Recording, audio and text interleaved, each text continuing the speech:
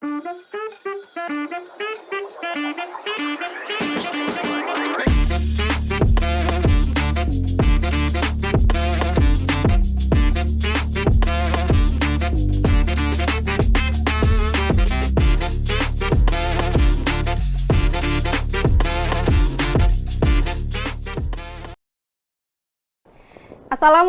warahmatullahi wabarakatuh. Hai Sobat Garis, jumpa lagi dengan Intan Indrio Dewi dalam Garis SPN Banten Podcast.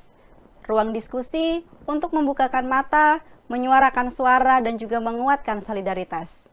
Tanggal 25 November sampai dengan tanggal 10 Desember merupakan peringatan 16 hari anti kekerasan terhadap perempuan. Sebuah momentum global di mana kita tidak boleh lagi menormalisasi kekerasan. Untuk itu, dalam podcast kali ini kita akan berbincang mengenai isu, cerita, pengalaman, dan juga solusi bagaimana kita menghadapi dan juga mencegah kekerasan terhadap perempuan dan pekerja. Tetap bersama kami di Garis SPN Banten Podcast.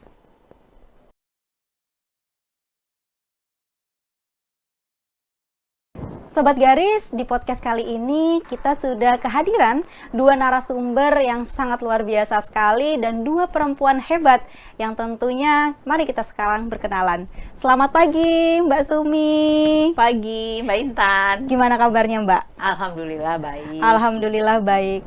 Jadi Sobat Garis, Mbak Sumi ini beliau adalah Ketua Dewan Pimpinan Pusat Serikat Pekerja Nasional bidang advokasi dan juga perempuan. Luar biasa sekali bukan? Terima kasih Mbak Sumi hari ini sudah berkenan hadir. Terima kasih Mbak Intan. Saya juga merasa terhormat menjadi tamu di podcast kali ini. Terima kasih. Narasumber yang kedua tentunya tidak kalah hebat juga. Mari kita sapa. Selamat pagi Mbak Fitri. Selamat pagi Mbak Intan. Sehat Mbak? Alhamdulillah sehat. Alhamdulillah.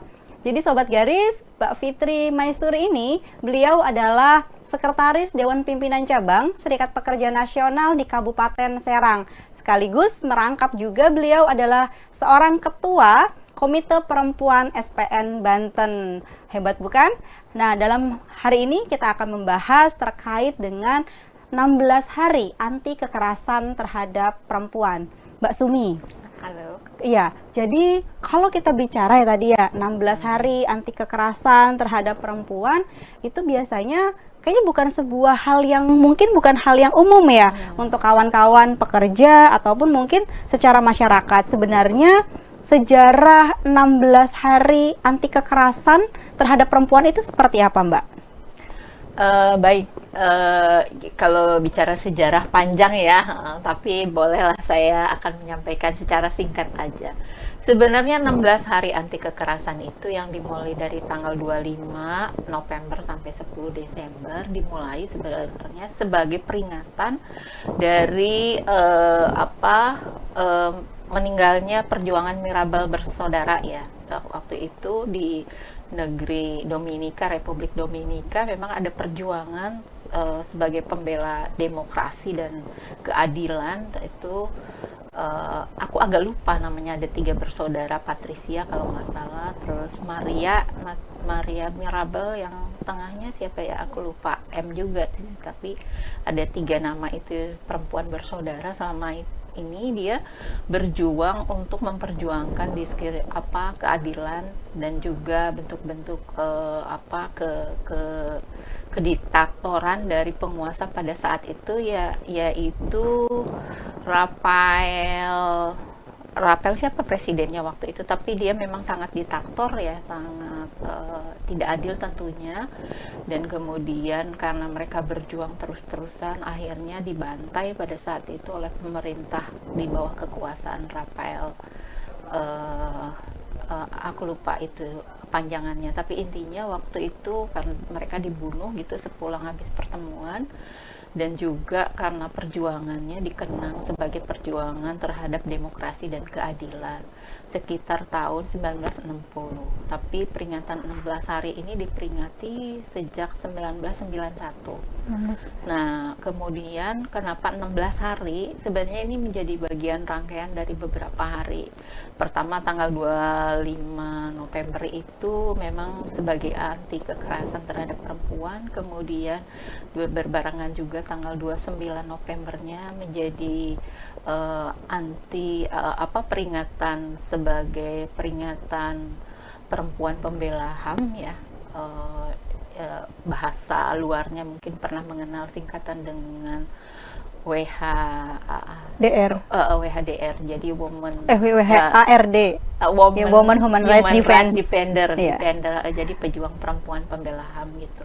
Kemudian 1 Desembernya memang itu berkaitan dengan Hari AIDS sedunia ya, peringatan Hari AIDS. Kemudian 2 Desembernya juga ini menjadi anti perbudakan ya, peringatan anti perbudakan. Dan kemudian tanggal 3 Desembernya aku agak lupa, itu Hari Sukarelawan kalau nggak salah ya. Kemudian tanggal 5 Desembernya karena ini memang rangkaian hari-hari itu ya.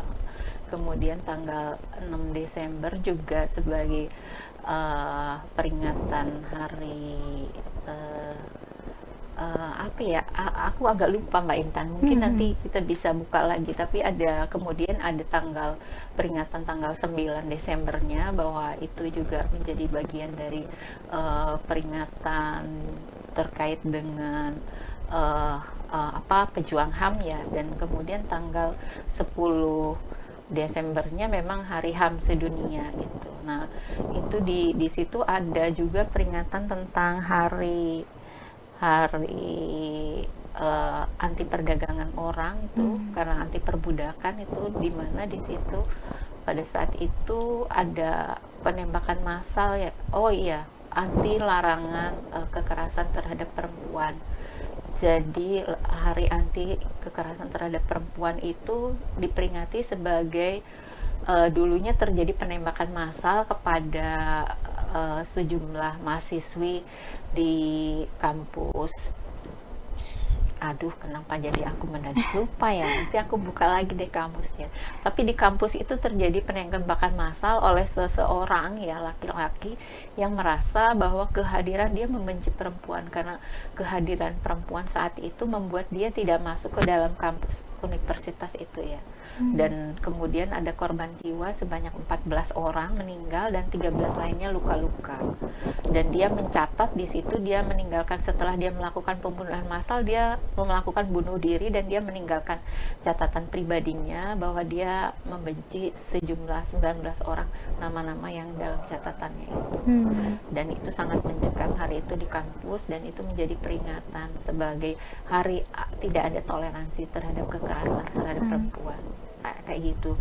Nah, ini rangkaian hari-hari ini kemudian menjadi satu bagian 16 hari anti kekerasan yang kemudian diperingati oleh, kalau di Indonesia secara nasional yang menjadi fasilitatornya adalah Komnas Perempuan ya. Dimulai dia peringatannya di tahun 2001, mulai memfasilitasi dan melaksanakan sebagai lead itu peringatan 16 hari anti kekerasan terhadap perempuan. Dan tiap tahunnya memang temanya beda-beda, dan tahun ini tentunya dengan temanya bahwa kita punya andil dan kita berikan ruang aman. Tema untuk peringatan 16 hari anti kekerasan terhadap perempuan dari Komnas HAM temanya seperti itu, bahwa kami ingin menyuarakan bahwa kita sudah memberikan andil dan perempuan butuh ruang aman. Jadi kembalikan ruang aman agar kita bisa melakukan dan memiliki ruang-ruang yang bisa kita melakukan dengan aman, melakukan pengembangan diri kita. Jadi seperti itulah tema kali ini. Dan dari sudut SPN kita juga merayakan 16 hari anti kekerasan, dimulai dengan kemarin kita membuat sebuah kebijakan gender. Sebenarnya kebijakan gender ini sudah ada dari sejak dulu, cuman memang kita tidak membukukan atau mengkodifikasi dalam satu bundle dokumen, karena ini tersebar baik di dalam ADART, di dalam PO, kemudian di dalam rencana tahunan program, dan juga di dalam Renstra gitu, sehingga kita menyatukan dalam sebuah buku atau sebuah file dengan nama kebijakan gender SPN. Dan kemudian kita juga kemarin membuat sebuah komitmen atau etika dan perilaku norma terhadap kekerasan terhadap perempuan. Dan norma itu atau etika itu akan dibacakan setiap kegiatan, di awal kegiatan, baik itu rapat, pelatihan, workshop, apapun kegiatan organisasi. Dan itu menjadi awal dari peringatan 16 hari anti kekerasan SPN. Dan saya yakin teman-teman di daerah juga sudah mulai melakukan ini dari sejak tahun-tahun sebelumnya, seperti yang kita lakukan di tahun 2024 kemarin. Itu mungkin Mbak Intan. Cukup panjang ya kalau bicara sejarah. Kalau bicara sejarah, betul. Iya, Sobat Garis, tadi seperti yang disampaikan oleh Mbak Sumi, ternyata sejarah dari 16 hari anti kekerasan terhadap perempuan ini sebuah sejarah yang sangat tragis, di mana tadi ada pembantaian terhadap perempuan, adanya terjadinya pembunuhan ketika seorang aktivis perempuan menyuarakan terkait dengan hak-haknya. Itu hal yang sangat tragis tentunya. Dan tadi banyak juga menyebutkan kata kekerasan, dan kekerasan. Mbak Sure. Iya. Jadi kalau tadi sangat tragis ya sebenarnya. Tadi tapi banyak sekali ya kata kekerasan, dan kekerasan. Sebenarnya kekerasan ini Mbak Sure, konteksnya itu apakah memang hanya yang tadi terjadi misalnya pembunuhan, ataupun misalnya terjadi tadi seperti pembantaian, atau sebenarnya ada masih banyak sekali jenis kekerasan di dunia ini? Mungkin dari Mbak Sure silahkan. Iya, terima kasih Mbak Intan. Saya tadi cukup mendengar penjelasan dari Mbak Sumi tadi cukup agak shock juga sih sebenarnya, karena ada beberapa part yang saya baru ketahui nih hari ini nih Mbak Sumi. Terima kasih juga nih pengetahuannya dari Mbak Sumi dari DPP. Tadi kalau Mbak Intan bicara tentang kekerasan, sebenarnya banyak jenis-jenis kekerasan itu. Apalagi kita di dunia kerja ya, di ruang-ruang kerja, di tempat-tempat produksi kerja gitu. Kalau tadi kekerasan itu banyak disampaikan, kekerasan itu adalah kekerasan fisik.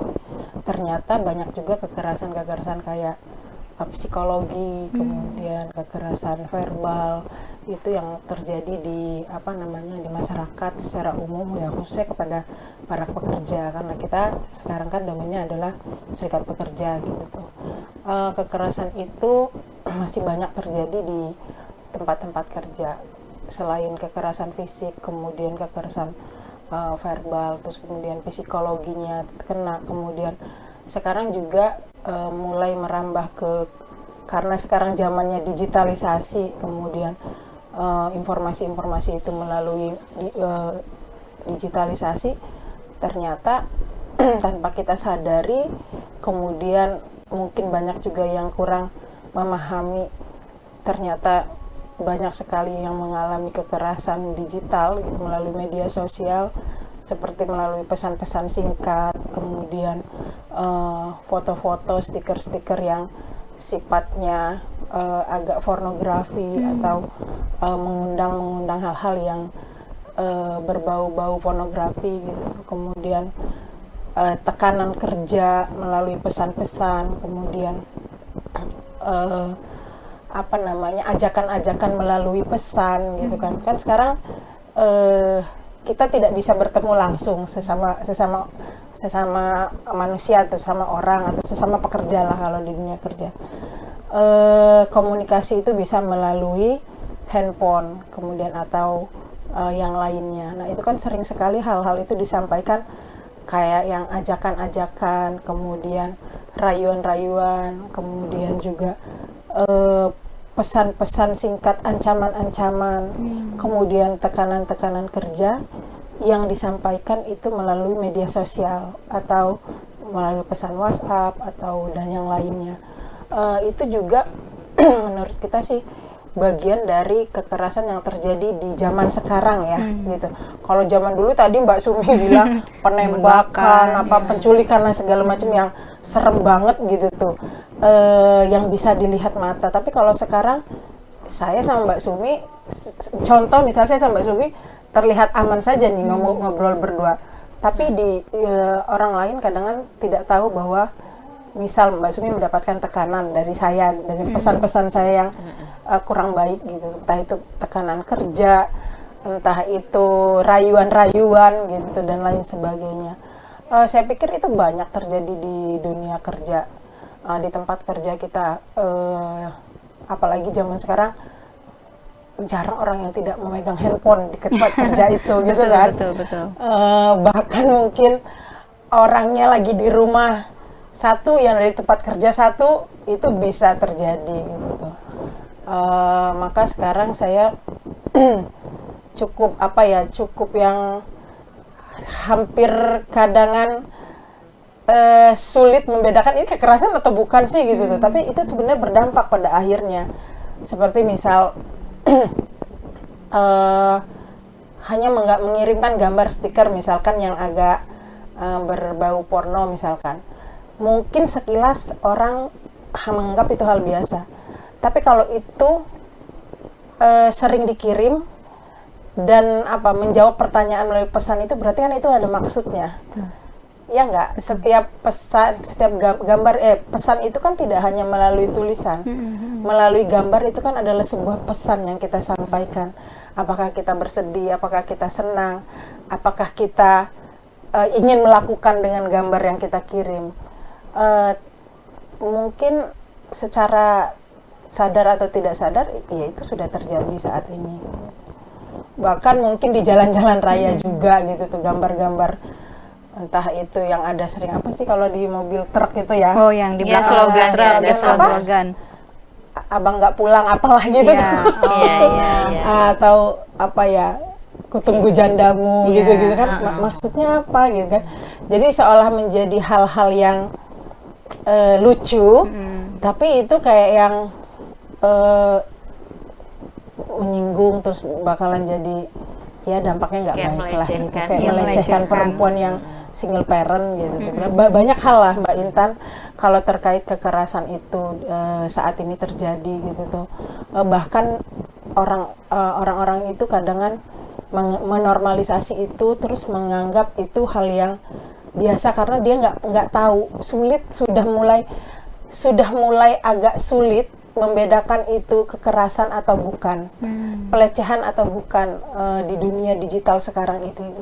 Kalau tadi di tahun sekian yang disampaikan Mbak Sumi itu, tragedi-tragedi yang disampaikan oleh Mbak Sumi itu adalah nyata, kita lihat bahwa itu adalah bentuk kekerasan. Tapi kalau di tahun sekarang ini, kekerasan itu kadang kan seolah-olah nggak ada, tapi ada. Iya. Menjadi bias akhirnya ya. Jadi akhirnya semua orang menganggap itu maklum. Menormalisasi. Maklum, terus menormalisasi. Bercandaan doang kok gitu ya. Gitu, dan lain karena sebagainya. ada anggapan wajar Ya, gitu. karena ada anggapan wajar gitu. Pada akhirnya zaman kan mempengaruhi. Zaman itu mempengaruhi. Kalau dulu kita tidak ada media sosial, digitalisasi tidak sehebat sekarang, ya hal-hal yang terjadi digitalisasi di zaman di media sosialnya juga nggak terlalu kan gitu tuh, tidak terlalu signifikan. Tapi kalau sekarang itu mungkin bahkan lebih banyak terjadi kekerasan itu di pesan-pesan melalui media sosial gitu. Mungkin itu Mbak Intan yang bisa saya sampaikan. Baik, makasih banyak Mbak Sure. Wah, sangat menarik ya Sobat Garis kalau berbicara terkait dengan kekerasan. Karena ternyata bentuk-bentuk kekerasan itu tadi tidak hanya kekerasan secara fisik, tidak hanya kekerasan secara verbal, ataupun secara psikis, tapi tadi ada bentuk-bentuk kekerasan digital yang saat ini mungkin kawan-kawan juga tidak sadari menjadi korban daripada kekerasan digital itu. Untuk itu tetap di Garis SPN Banten Podcast.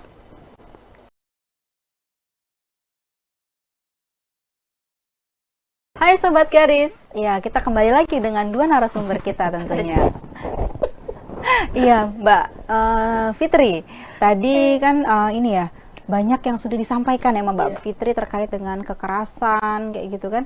Saya jadi kemudian apa ya, mawas diri atau kemudian jangan-jangan selama ini mungkin saya juga pernah menjadi korban atau mungkin saya juga pernah menjadi pelaku ya. Karena memang ternyata konteks kekerasan dan pelecehan itu sangat luas ya kayak gitu kan.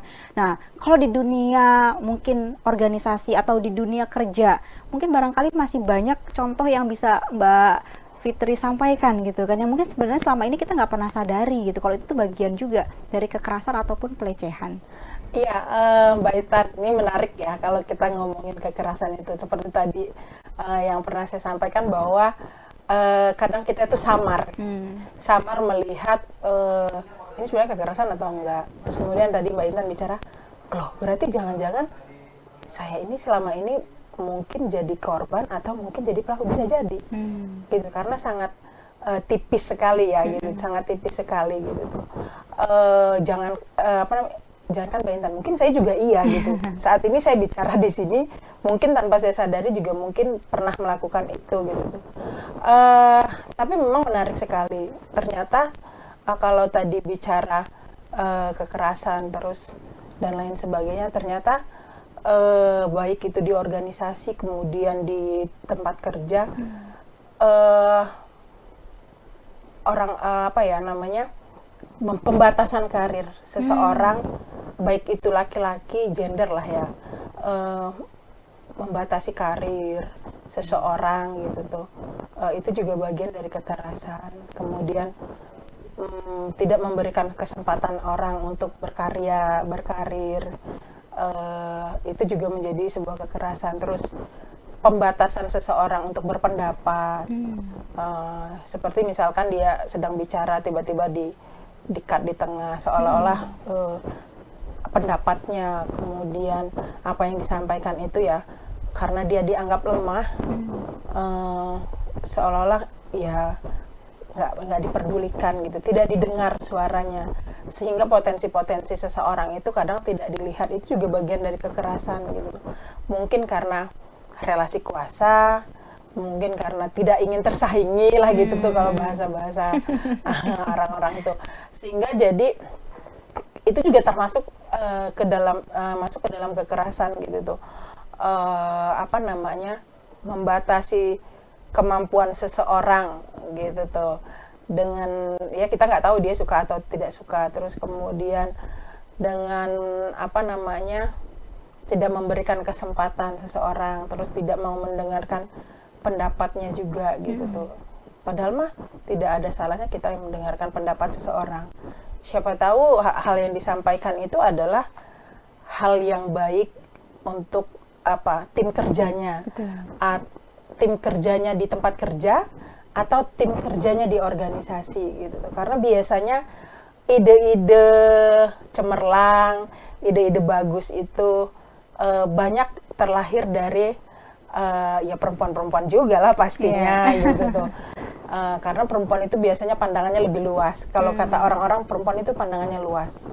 Jadi bisa melihat dari segala sisi gitu. Jadi cukup menarik kalau misalkan kita juga bisa banyak memberikan kesempatan perempuan-perempuan ini untuk ya berkarir di tempat kerjanya, kemudian berkarir juga di organisasinya gitu. Sehingga bisa melahirkan tadi pemimpin-pemimpin perempuan, terus kemudian ide-ide perempuan gitu. Ya seperti halnya kita kayak di rumah tangga aja sih gitu tuh. Iya. Ya mungkin itu Mbak Intan, banyak lah gitu tuh kalau mau ngomongin contoh. Iya. Iya, tapi teman-teman nih tahu nggak sih bahwa saat ini tuh sebenarnya banyak yang tanpa kita sadari ya. Kayak tadi bilang bahwa kita sering nih ketika lagi ngomong dipotong gitu kan. Ini kan sebenarnya bentuk-bentuk perlakuan yang menghambat kesetaraan ya. Sebenarnya kan kami atau perempuan-perempuan itu kan masuk dalam kategori kelompok rentan, harusnya diberikan ruang, kesempatan seluas-luasnya agar bisa mengembangkan diri, harusnya begitu. Tapi banyak hal yang kemudian menghambat itu, seperti tadi, misalnya ketika dia lagi mengeluarkan ide, kadang kan ini di ruang kerja atau ruang-ruang organisasi ada perempuan menyampaikan ide, tapi direndahkan gitu, dianggap idenya nggak berbobot, nggak masuk akal gitu kan, bukan diapresiasi tapi direndahkan. Bahkan ketika dia bicara menjelaskan, dia dipotong sebelum selesai. Nah, ini perlakuan-perlakuan ini kan yang sebenarnya yang tidak dibolehkan gitu. Bahkan kalau tren sekarang, pernah tahu nggak namanya misoginis gitu, misoginis atau seksisme. Ini kan sebenarnya perilaku-perilaku bagi orang-orang yang memang memiliki kebencian tersendiri terhadap perempuan gitu kan. Dia memandang bahwa perempuan itu berhak ditindas, diperlakukan tidak adil, dieksploitasi gitu kan, dilecehkan gitu. Ini perlakuan kayak gitu tuh kan tidak kita sadari. Ini ternyata istilah ini kita kan kayak awam ya, kok misoginis sih, apa sih, kayak nggak nyambung dengan kekerasan gitu. Oh, ternyata kaum feminis mengatakan ini adalah misoginis, tindakan kayak gini, perilaku yang memang menganggap mewajarkan perempuan itu untuk ditindas, disudutkan, dieksploitasi gitu, sehingga dia mengalami banyak kekerasan. Nah, hal ini saya yakin tadi menurut penjelasan Mbak Fitri ini banyak terjadi nih. Kayak gini ternyata itu loh masuk kategori itu. Dan sebenarnya tindakan-tindakan ini kan harus ada payung hukum ya, yang memang harus kita masukkan dalam, misalnya ketika kita melakukan pembelaan atau pendampingan terhadap kasus-kasus seperti itu. Karena saya yakin pasti ada dan terjadi gitu, cuman kita nggak ngerti, oh ternyata ini istilahnya misoginis gitu. Dan kemudian tentang seksisme, itu perilaku yang tidak bisa menerima juga, perilaku diskriminatif terhadap lawan jenis, tapi secara struktur dan sistematis. Bisa jadi kayak misalnya tadi, jangan-jangan saya ini korban gitu kan, ada kan perasaan, atau jangan-jangan kita ini pelaku.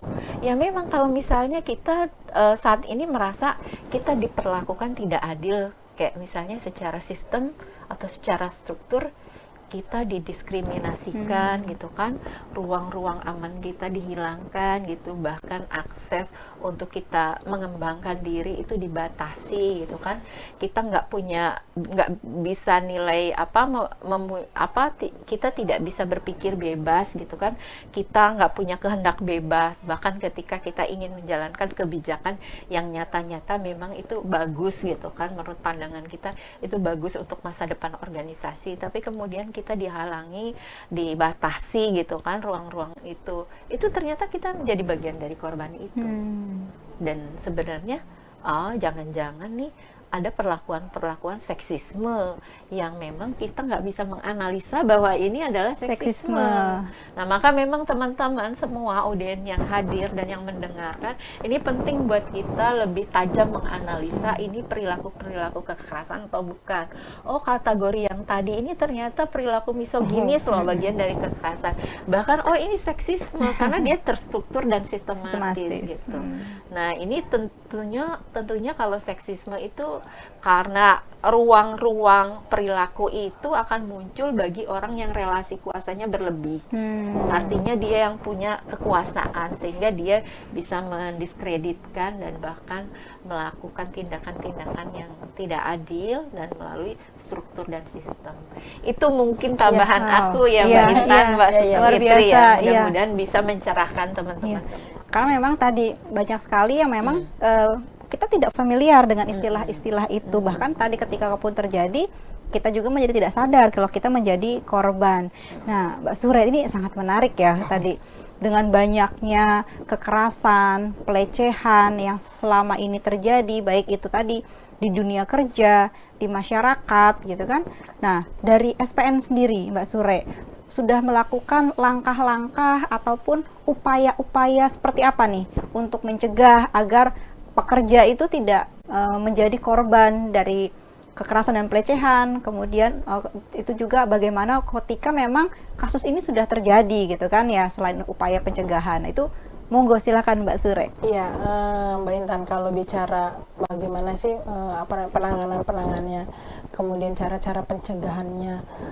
Tentu kita juga harus pertama kita harus peduli dulu lah, peduli, kemudian peka terhadap kondisi yang terjadi itu. Kita mulai bagaimana sebenarnya seseorang itu bisa tahu bahwa ini adalah kondisi pelecehan atau kondisi kekerasan.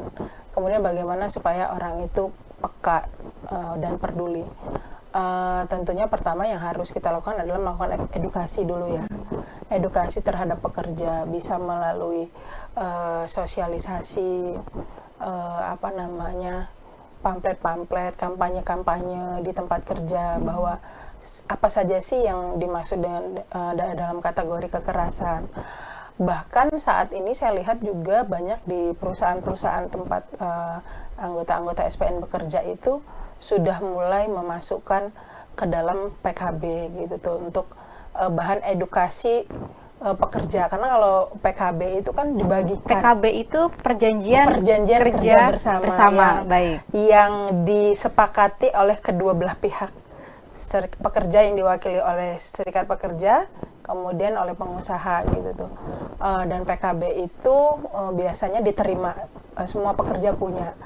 Artinya bisa kita masukkan di dalam PKB juga gitu tuh kan. Kalau PKB itu semua pekerja punya, kemudian mereka bisa membaca gitu tuh, mengedukasi mereka juga bahwa bentuk-bentuk kekerasan itu seperti ini gitu tuh, sehingga mereka bisa mawas diri, kemudian menambah pengetahuan mereka. Kemudian bagaimana ketika itu terjadi gitu kan ya, setelah ada edukasi pemahaman mereka juga, tentunya ini pekerja menjadi paham bahwa tindakan-tindakan kekerasan, pelecehan, setelah kita menjelaskan di edukasinya itu, bahwa ini adalah tindakan yang keras sekali ya, tidak boleh, zero toleran tindakan-tindakan kekerasan ini, karena nanti akan berdampak terhadap sanksi ya, sanksi pekerja ketika melakukan hal itu gitu. Nah itu juga kan bisa tertuang di dalam perjanjian bersama itu, di dalam PKB itu, sehingga menciptakan tempat kerja yang lebih aman, nyaman.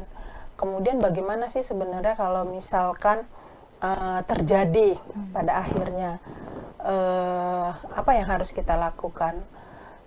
Tentu kita harus peduli terhadap mereka, kemudian membuka ruang-ruang aman di tempat kerja.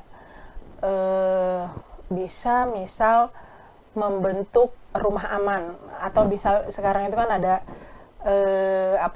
RP3 itu singkatnya, Rumah Perlindungan Pekerja Perempuan.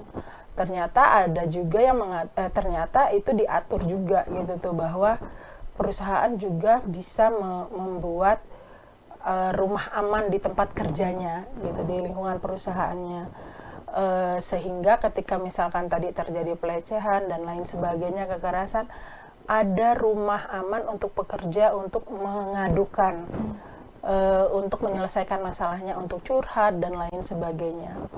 Kemudian setelah ada rumah aman itu tentu kan harus ada yang mengelola, artinya harus ada satgasnya, satgas yang bertugas mendampingi persoalan-persoalan pekerja ketika mengalami kekerasan, pelecehan yang tadi di awal kita bahas, sehingga pekerja itu merasa aman, kemudian merasa dilindungi,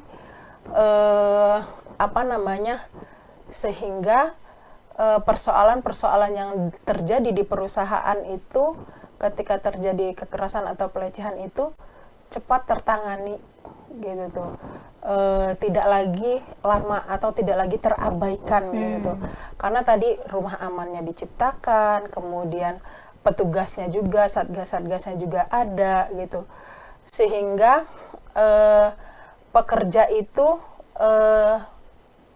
tahu tempat di mana tempat mereka untuk berkeluh kesah gitu tuh, tempat mereka untuk berkeluh kesah. Maka tempat-tempat aman itu pekerja juga bisa menjadi tempat awal mereka mengadukan atau berkeluh kesah ketika mendapatkan persoalan tadi di tempat kerja. Kemudian kita juga bisa melihat ketika di dalam penanganan itu, apakah apa sih sebenarnya yang dibutuhkan si pekerja ini ketika mengalami kekerasan atau pelecehan. Misal butuh bantuan hukumnya, kemudian butuh juga pendampingan kesehatannya. Nah, itu melalui satgas-satgas itu bisa dilakukan gitu tuh. Bisa dilakukan, mungkin dia kalau misalkan mengalami luka-luka atau misalnya mengalami tekanan, dari satgas itu bisa merekomendasikan mungkin ke dokter.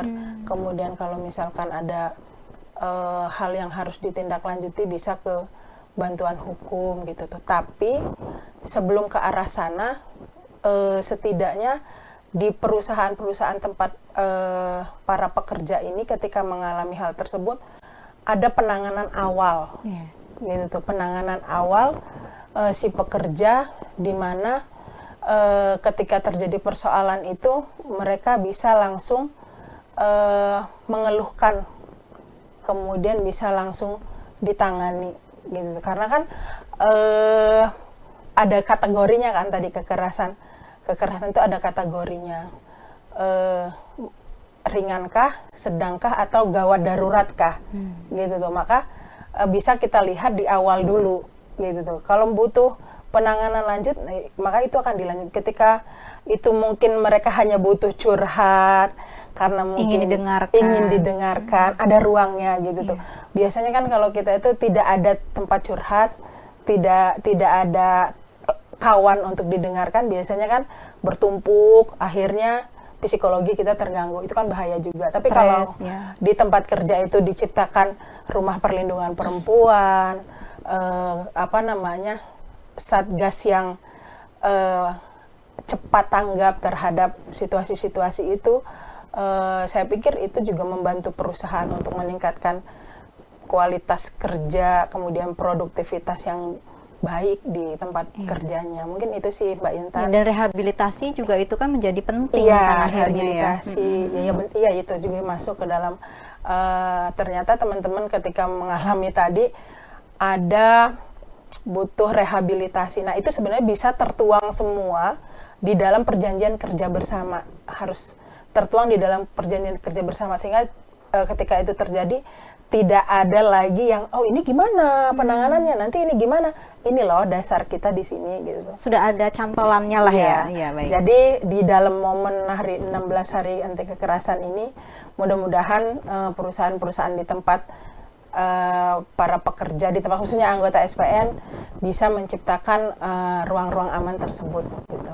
Baik, terima kasih. Wow, luar biasa sekali ya kawan-kawan yang sudah dilakukan oleh SPN dalam melakukan upaya-upaya mencegah ataupun menangani kasus-kasus kekerasan dan juga pelecehan. Tapi tadi saya tertarik dengan statement Mbak Sumi tadi di segmen kedua ini. Berbicara tadi harus ada payung hukumnya katanya. Nah, sebenarnya bisa dijelaskan mungkin beberapa payung hukum ataupun dasar hukum yang bagaimana negara itu hadir untuk melindungi para pekerja perempuan pada khususnya ataupun pekerja dan masyarakat pada umumnya, seperti itu. Mau nggak Mbak Sumi? Oke, terima kasih Mbak Intan. Sebenarnya memang kenapa kekerasan ini banyak terjadi, karena memang awalnya bahwa kita tidak memiliki payung hukum spesifik terkait perlindungan terhadap segala bentuk kekerasan dan pelecehan, apalagi di dunia kerja. Nah, kemudian ini dideklarasikan tentang bagaimana perlindungan atau penghapusan kekerasan dan pelecehan di dunia kerja di tahun 2019. Tentunya ini juga dideklarasikan sebagai standar global ya, karena memang dalam konferensi ILO, dan kebetulan saya memang terlibat dan beberapa teman serikat lain juga terlibat di sana, merumuskan, mendorong agar ini menjadi ada payung hukum. Nah, di mana Indonesia posisinya? Saat itu memang Indonesia mendukung adanya rekomendasi dan konvensi. Tapi sayangnya waktu itu kita komitmen bareng-bareng di delegasi Indonesia, ada bisnis, pelaku bisnis artinya pengusaha, ada juga perwakilan pemerintah dan serikat itu. sepakat bahwa kita akan mendorong untuk diratifikasi. Namun faktanya sampai detik ini 2019 sampai sekarang 2025 ya, artinya sudah 6 tahun berjalan, karena waktu itu 21 Juni hari itu disahkan gitu ya. Artinya udah lewat kan, hampir 6 tahun kita sudah melewati itu dan kita belum ada, meskipun Indonesia merasa bahwa saat ini sudah ada perlindungan gitu, ada undang-undang TPKS ya, terkait tindak pidana terhadap kekerasan seksual. Ini spesifik terhadap kekerasan seksual dan tidak spesifik dalam dunia kerja. Artinya tetap untuk dunia kerja masih butuh payung hukum gitu. Dan kemudian bahwa ada pedoman, katanya ini dulunya pedoman ya terhadap segala bentuk kekerasan dan pelecehan di tempat kerja, itu melalui surat edaran kementerian, dan sekarang sudah dikuatkan melalui Kepres nomor 88 tahun 2023. Namun ini juga Kepres ini masih terbatas ya, kayak tadi dia mendorong untuk membentuk Satgas ya, kalau tadi sampaikan Mbak Fitri istilahnya Satgas, iya dalam Kepres itu istilahnya Satgas ya, Satgas anti kekerasan dan pelecehan di tempat kerja. Terus di situ juga dihimbau atau diharuskan untuk membentuk kebijakan tentang pencegahan dan penanganan kekerasan. Tapi lagi-lagi kekerasan dan pelecehan seksual. Nah, ini artinya ada persoalan-persoalan lain, karena kalau bicara tadi kekerasan, begitu banyak kekerasan, tidak hanya Sangat luas, kekerasan ya. fisik, psikis, ekonomi, seksual, bahkan juga ada bentuknya verbal, bahkan sekarang beralih digital. sistemnya digital ya. Jadi itu berbasis online, kekerasan berbasis online, artinya banyak sekali dan meluas serta begitu dalam merusak harkat dan martabat perempuan. Sayangnya perlindungan itu masih sangat terbatas. Sebagai standar global itu bagus untuk diratifikasi, namun saat ini pemerintah masih tertahan, entah apa itu alasannya, tapi kami melakukan upaya-upaya dan masih mentok gitu. Padahal naskah akademik sudah dibuat. Itu yang konvensi 190 ya? Ya, konvensi 190 tentang penghapusan kekerasan dan pelecehan di dunia kerja. Dan kemudian kita memiliki konvensi CEDAW ya, karena sudah diratifikasi melalui Undang-Undang Nomor 7 Tahun 84, dan itu larangan segala bentuk diskriminasi terhadap perempuan gitu. Tapi lagi-lagi ini masih bentuknya diskriminasi, bukan secara luas mencakup kekerasan dan pelecehan terhadap perempuan. Nah, ini tentunya masih perlindungannya masih sangat terbatas, meskipun di situ melarang segala bentuk diskriminasi. Kemudian ada juga di sini kalau bicara tentang kekerasan digital, ada undang-undang ITE. Tapi juga itu tidak spesifik di dunia kerja, itu bisa secara umum gitu. Sementara dunia kerja ini kan memiliki aturan sendiri. Iya, spesialisasi tersendiri ya. dan tidak bisa dijangkau untuk undang-undang yang umum. Jadi ada kekhususan yang harus diatur, sehingga itu juga belum cukup maksimal gitu kan. Kemudian di dalam Permen KPPA tentunya tentang RP3 itu ya. Jadi Undang-Undang TPKS sendiri Undang-Undang 12 2024 ya. Jadi baru sebatas itu. Baru sebatas tentang perlindungan dari kekerasan digital gitu. Tapi tidak spesifik ke dunia kerja. Perlindungan dari kekerasan seksual itu juga spesifik kekerasan seksual, tidak mencakup berbagai kekerasan dan tidak spesifik ke dunia kerja. Dan tentunya kami harus mengejar standar global tadi yang sampai saat ini belum diratifikasi. Meskipun aturan lainnya ada, tapi memang jangkauan untuk dunia kerja ini seharusnya memang lebih dispesifikasi sendiri, lebih dikhususkan sendiri. Dan kita masih harus terus berjuang. Kalau tadi disampaikan bahwa kita sudah mengatur di dalam PKB, itu sangat bagus ini untuk menginisiasi bahwa ini menjadi instrumen penting buat advokasi. Meskipun tadi standar global belum siap, tapi setidaknya di dalam tingkat perusahaan, karena itu menjadi undang-undang bagi kedua belah pihak, intinya bagi serikat di perusahaan itu dan bagi perusahaan yang memang menandatangani itu bagus sebagai bentuk dorongan dan perlindungan untuk mencegah dan menangani segala bentuk kekerasan dan pelecehan. Masih ada standar lainnya, mungkin harus ada satu ruang tersendiri. Untuk membongkar itu, Mbak Intan. Karena itu memang luar biasa sekali, bahkan ILO sendiri kan concern tuh terkait salah satu ada standar yang fundamental standarnya gitu kan ya, di konvensi 111 dan 100 kalau nggak salah itu ya, terkait itu. Untuk diskriminasi betul. tentang jabatan dan juga perlakuan upah. Iya, betul. Dan akhirnya ketika kita berbicara terkait kekerasan dan pelecehan, dampaknya itu menjadi kemana-mana. Bahkan tadi kalau bicara masalah stres, itu kan stres yang menumpuk, selain memang itu akan berbahaya terhadap diri si pekerja, karena memang tadi rentan terjadinya kecelakaan kerja gitu kan, dan itu tentu juga akan sangat mempengaruhi perusahaan. Walau ini sangat luar biasa sekali. Untuk itu kawan-kawan, Sobat Garis tetap di Garis SPN Banten Podcast.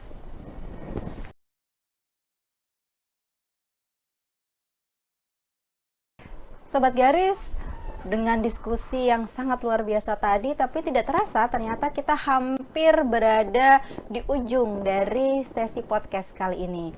Untuk itu saya tentunya ingin mendengar bagaimana harapan yang ada gitu kan untuk negara ataupun untuk organisasi atau harapan-harapan apapun itu gitu, karena biasanya kita hidup berawal dari mimpi, tapi kalau hari ini dari harapan. Silakan Mbak Sure. Harapan bisa jadi kenyataan. Ya, amin. Ya, Mbak Intan, kalau bicara harapan sebenarnya bukan hanya sekedar harapan.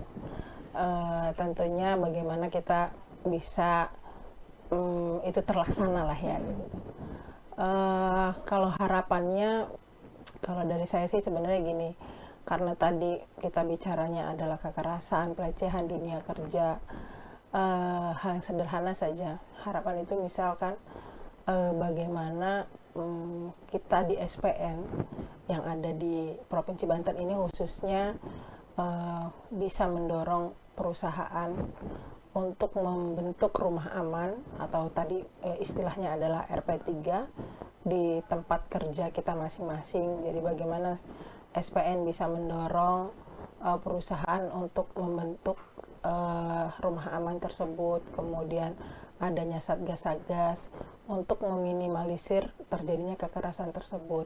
Kemudian ini juga menjadi hal penting juga saya pikir buat perusahaan gitu tuh, supaya tadi meningkatkan produktivitas, kemudian kualitas kerja, kemudian citra perusahaan juga gitu. Karena memang tadi yang seperti yang disampaikan Mbak Sumi ya, ini dasar hukumnya sudah bagus sekali gitu. Tinggal bagaimana pelaksanaannya, gitu. Implementasinya. Iya, pelaksanaannya. Harapannya juga ya dengan SPN mendorong di masing-masing perusahaan yang ada di Provinsi Banten, ya respon perusahaan juga supaya bisa merealisasikan hal tersebut. Jadi berbarengan lah ya, baik itu serikat pekerja, kemudian perusahaan bisa bekerja sama untuk menangani langkah-langkah awal ketika itu terjadi. Maka harus dibentuk rumah perlindungan perempuan di tempat kerja, kemudian satgas-satgasnya gitu. Itu kalau untuk di di tempat kerja ya, di dunia kerja. Kemudian harapan saya kalau misalkan kita di organisasinya tentu kita bisa memberikan ruang-ruang terhadap teman-teman aktivis perempuan gitu, ruang-ruang terhadap aktivis perempuan, kemudian banyak memberikan kesempatan terhadap perempuan di organisasi ini sehingga bisa terus berkarya, kemudian organisasi ini menjadi lebih baik lagi dengan ide-ide aktivis-aktivis perempuan ini, sehingga organisasi kita tidak ada lagi bias gender, gitu. Tidak ada lagi membedakan bahwa kita setara, gitu. Kita mempunyai hak yang sama di organisasi ini. Jadi saatnya sekarang kita untuk melakukan banyak perubahan di organisasi ini. mungkin ya dengan mendengar suara-suara aktivis perempuan ini. Mungkin itu sih Mbak Intan harapannya, mudah-mudahan harapan ini kita ketemu podcast selanjutnya ada harapan yang sudah mulai tercapai gitu Amin, Mbak Sumi. amin. Iya, amin, amin ya Rabbal Alamin. Amin, amin. Iya, luar biasa sekali harapannya dan itu menjadi doa tentunya untuk kita semua agar semakin banyak lagi perusahaan yang memiliki rumah perlindungan pekerja perempuan dan perempuan juga semakin banyak mendapatkan ruang di organisasi maupun di masyarakat. Mbak Sumi silahkan. Iya, tadi harapan yang sangat tinggi dan saya sangat menghormati itu. Ini lebih membumi dan saya sepakat dengan itu. Nah, tentunya saya nggak bisa copy paste kan ya terhadap harapan itu. Memang paling enak kalau ngomong duluan, semua bisa diambil, tapi belakangan bingung gitu ya. Oke. Saya lebih kepada ini ya, kalau bicara tentang harapan apa, ya ketika perlindungannya tidak ada, tentunya itu menjadi harapan besar saya bahwa Indonesia bisa segera meratifikasi Konvensi 190 tentang penghapusan kekerasan dan pelecehan di dunia kerja. Dengan adanya payung global itu tentunya ketika diratifikasi menjadi hukum nasional, artinya bisa berlaku di Indonesia sebagai hukum positif untuk menghapuskan segala bentuk kekerasan dan pelecehan di dunia kerja. Untuk di organisasi tentunya saya berharap ada blueprint karena gini, kadang setiap pergantian kepengurusan kebijakannya berbeda-beda, like or dislike, jadi bisa berubah seketika. Nah, harapan saya ada blueprint sehingga blueprint itu bisa menjadi panduan ke depan ketika siapapun penggantinya, siapapun yang berkuasa, kebijakannya masih sama dan dia harus meneruskan kebijakan itu. Karena kebijakan yang sudah kita buat sebagus apapun, ketika memang ada unsur perubahan kemudian unsur like or dislike, itu bisa berubah seketika. Nah, itu harapan saya. Kemudian yang lain, kita mendorong bahwa menghapus kekerasan dan pelecehan tentunya ini adalah membuat perempuan semakin berdaya, semakin setara, dan juga akan membentuk kaderisasi tentang pemimpin perempuan. Ketika pemimpin setara, perempuan banyak yang berdaya, itu akan mendorong kesejahteraan secara ekonomi, karena itu akan menghindarkan dari kemiskinan. Artinya dorongan penghapusan terhadap kekerasan, pelecehan akan mendorong kesetaraan, kemudian bermunculan banyak kepemimpinan perempuan yang akan merubah dunia menjadi lebih harmonis, lebih damai, dan tentunya lebih berdaya, sehingga dia bisa menciptakan kader generasi bangsa yang lebih berkarakter dan lebih memiliki prinsip-prinsip. Itu dari saya. Terima kasih. Terima kasih Mbak Sumi, sangat luar biasa ya kawan-kawan. Bagaimana tadi harapannya agar negara, pemerintah Indonesia untuk segera meratifikasi Konvensi ILO 190 tentang penghapusan segala bentuk kekerasan dan pelecehan di dunia kerja, serta organisasi ini memiliki blueprint di mana setiap kebijakan yang baik itu akan selalu diturunkan turun-temurun, tidak ketika pemimpinnya tidak berganti, tetapi kebijakan yang baik itu akan tetap selalu ada dan juga dijalankan, serta tadi semakin banyak lagi para perempuan yang mau terlibat dalam gerakan serikat pekerja, menjadi para pimpinan-pimpinan, pemimpin-pemimpin perempuan yang membawa perempuan dan organisasi serta masyarakat menjadi lebih baik lagi. Saya Intan Indria Dewi, terima kasih sudah tetap standby dan stay tune dalam Garis SPN Banten Podcast. Kedepannya saya ingin melihat bahwa suara perempuan akan terus dihitung, bahwa perempuan akan terlibat berdaya dan menang, perempuan bisa dan luar biasa. Terima kasih, sampai jumpa kembali di podcast-podcast berikutnya. Wassalamualaikum warahmatullahi wabarakatuh.